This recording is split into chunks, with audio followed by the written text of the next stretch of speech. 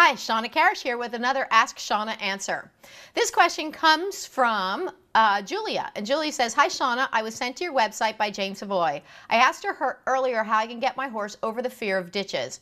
I'm an eventer and have a generally brave horse. He trusts me enough. I can put him in front of anything and he'll jump it, even small natural ditches. But I ride up to a man-made ditch. Even from 50 yards away, he starts trotting or cantering in reverse. At the last schooling, I tried a small ditch and couldn't get him over it. But I rode up to a movable ditch with a black tarp in the middle, and he went right over it. I'm at wit's end. I do not know how I can convince him to trust me more." Okay. This is my specialty.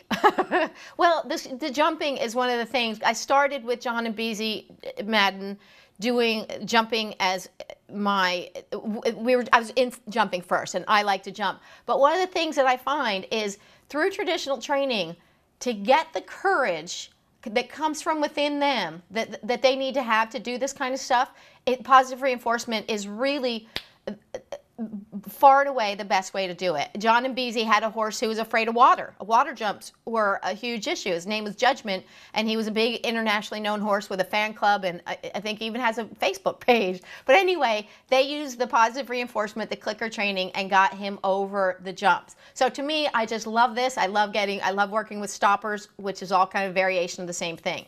Anyway, so what you do, I would recommend starting with the bridge conditioning and target training. The bridge would be teaching the clicker, and that's classic conditioning, and it becomes a communication tool so that you can tell them, yes, what you're doing right now is correct. Now that's going to be really important as you're starting to jump jumps. The second you feel that commitment, or even because at first you're going to want to start doing things like riding by ditches, riding circles around it. Oh, I could just go on and on. But start with the bridge conditioning, teaching the clicker, so you have a way to communicate when you feel the softness and relaxation.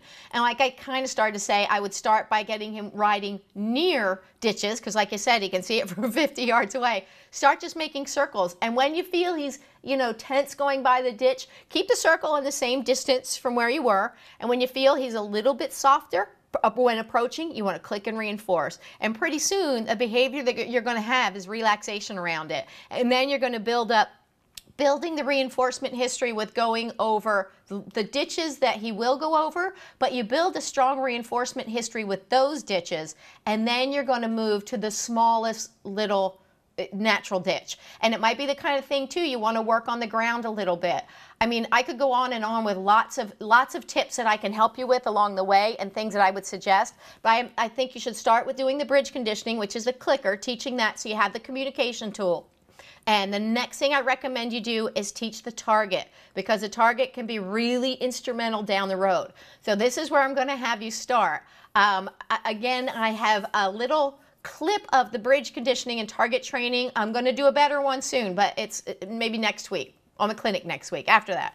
But for now, it's you can see a little glimmer of that. It's a little short clip that shows you kind of how to get started, and it's at a page that is it was part of a series I did on despooking your horse, and this is called, it's www.despookingyourhorse.com. So it's all one word. So it's DESPOOKINGYOURHORSE.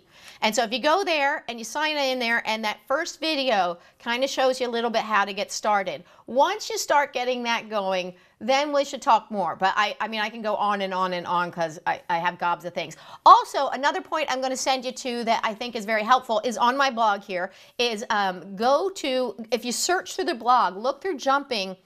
There's a little search bar there, and that can take you to one was a stopping issue, so it'll kind of give you some ideas of how we're going to progress, but I kind of have more specific things I would suggest as you're further along, and we can address that a little bit more. But I think that'll be a good starting place for you. So if you have any questions, I want you to get back to me. And in the meantime, you get started, and I hope this helps you or anybody else having any jumping issues. So if you have questions, go to askshawna.com or shawnakarrasch.com, and it's all kind of part of my website, and I'll be happy to help you get started with your horse and the jumping. So I hope to hear back from you, Julia. I hope to hear back from you soon. And until then, everybody out there, you enjoy getting your horse on target. Bye.